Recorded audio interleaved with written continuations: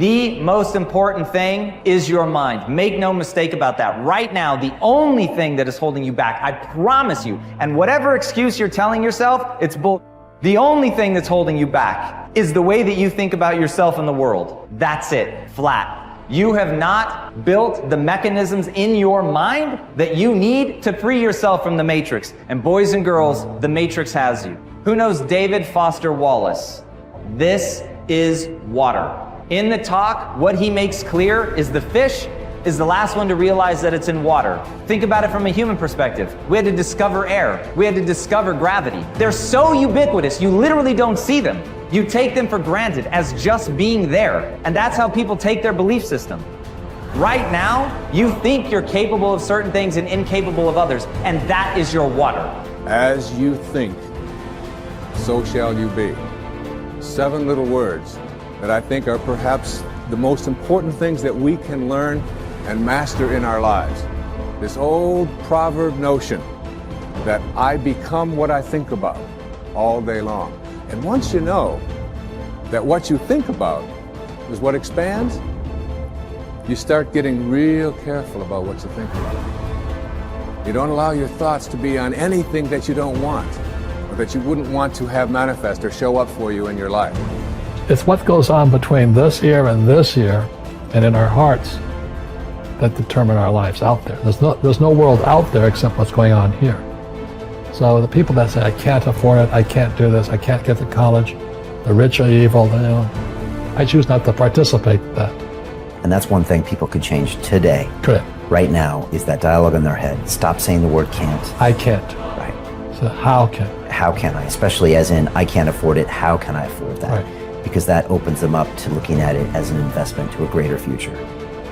Right. Well, the simple part that most people don't understand is that every thought we think and every word we speak is creating our future. It's as though our thoughts go out into the universe and are accepted and brought back to us as experience. Now that is a very simple thing, but most people don't get it. They don't understand it. They've never heard it before and they think it's ridiculous. But if you can really accept the fact that every time you think a thought and every time you speak a word, you are literally painting your future, making your dinner, whatever you want to call it. You are creating, and you're creating your own life. And this is simple, but it's not easy to accept. But once you accept it, then you can start deliberately creating what you want in your life. And you begin to be aware of what you don't want in your life and how you are contributing to it. You've got to ask yourself, what's your why? What motivates you? What pushes you? What drives you?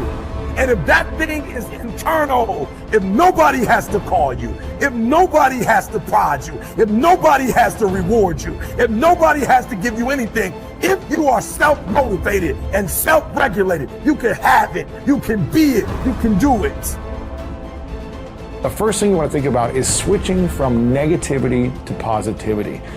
So many people get caught up in focusing on what they don't want to happen in their future, but they start living almost in constant fear of what could go wrong and what won't work out. And when we come from this place of, well, I don't know if I put myself out there, you know, it's not going to work out, and then I'm going to get made fun of, and then I'm going to be embarrassed, and I'm going to be stressed, and no one's going to love me. And then we go in this rabbit hole and this kind of cycle of fear and anxiety, and that is not how you attract good things in your life. You can't start from your way of being of negativity and fear and expect to attract beautiful things in your life. So we need to eliminate the negative self-talk, and an environment that's easy to get stuck in sometimes can be the negative self-talk. And there's so much negativity in the world, and if you don't actively work to shift your focus, to shift your thoughts in your mind, that negativity will consume you. You have a choice. Do you want to spend your life deciding what you want and what you don't want, and then chasing it outside? Or do you want to sit there and work inside to realize all I really want is the joy and the love, and if I stay open, I can have those. I don't need outside conditions to keep me open. So I make a very important point, because in spirituality it gets mixed up. Spirituality is not about renunciation. There's no renunciation. Renunciation says, I've decided what it is that will make me happy and I'm not going to do it. Well, that sounds rather absurd, right? Spirituality says, it was stupid of me to decide what will make me happy instead of being happy with life, instead of being grateful and turned on by all of the amazing things that are happening in front of me and all the past experiences I got to have. Why don't I just enjoy all that and then come into life filled with love, filled with joy, and give the whole of my being to the moments that are unfolding in front of me? That's what spirituality says. So it's not about renunciation. It's not about things are wrong and things are right. It's about understanding that you did this. You did this with your mind. You set up conditions in which your mind would open, and then your heart opens, and conditions in which your mind will close and your heart closes. So basically, you come to the point where you have to decide, do I want to continue letting my past leave impressions on my mind and my heart such that only certain things will open and close me, and then I will spend my life chasing after, manipulating, controlling, conniving, whatever you want, the world around me, so that sometimes it unfolds the way I want? Or do you want to sit there and understand that you're the one who's making these decisions? It's your mind who's setting up the conditions. Why don't you just not do that? Create habits of empowering yourself, because empowering yourself, forgiving yourself, supporting yourself as you move forward and do the work to change your life, that's how you break the habit of victimizing yourself. And that's how you learn to do the opposite, which is supporting, empowering, cheering, celebrating yourself as you move forward. That's what's going to motivate you to do the action.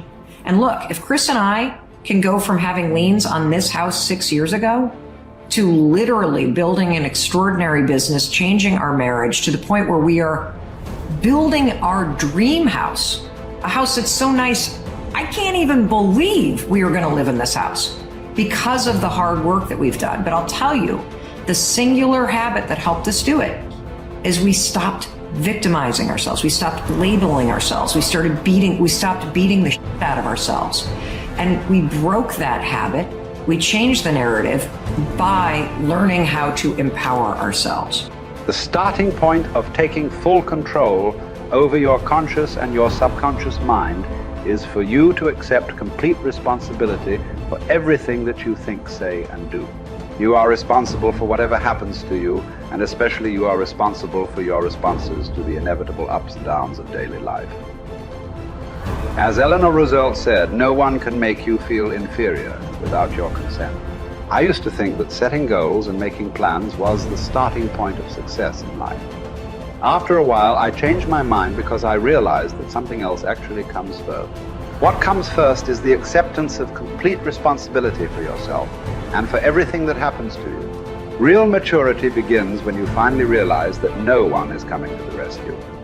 It is only when you accept total responsibility for your life situation, with no excuses and no blaming of others, that you move into a mental position to kick the long ball in your own life. It is only when you have accepted 100% responsibility for yourself that you are ready to take the next step and decide exactly what it is you want and exactly what it is you want to do. Accepting responsibility is not an option that is open to the individual. It is mandatory. It is an absolute fact of human existence. You do not have the luxury of blaming others or making excuses for parts of your life that are not satisfactory. As Henry Ford said, never complain, never explain. No one makes you do anything or feel anything. You are where you are and what you are because you have decided to be there. Everything that you are or ever will be is entirely up to you. If there is any effect in your life that you're not happy about, it is solely up to you to change the causes. You are completely responsible. When something negative or unexpected happens to you, immediately seize the moment as an opportunity to demonstrate calmness and self-control. Make it a game. Instead of allowing yourself to feel negative, deliberately force yourself to substitute something positive. Here is an affirmation that has been very helpful to me. I repeat it over and over until it becomes automatic. In almost every situation, when something goes wrong, I immediately catch myself by saying, every situation is a positive situation, if viewed as an opportunity for growth and self-mastery. Whatever it is, I take a deep breath, relax, smile, and say, every situation is a positive situation if viewed as an opportunity for growth and self-mastery. I then look within the situation for something that I can learn that will help me to grow and develop greater self-mastery. This is a simple mind game that enables me to stay relaxed and in control of my emotions. It will work for you as well. Just give it a try.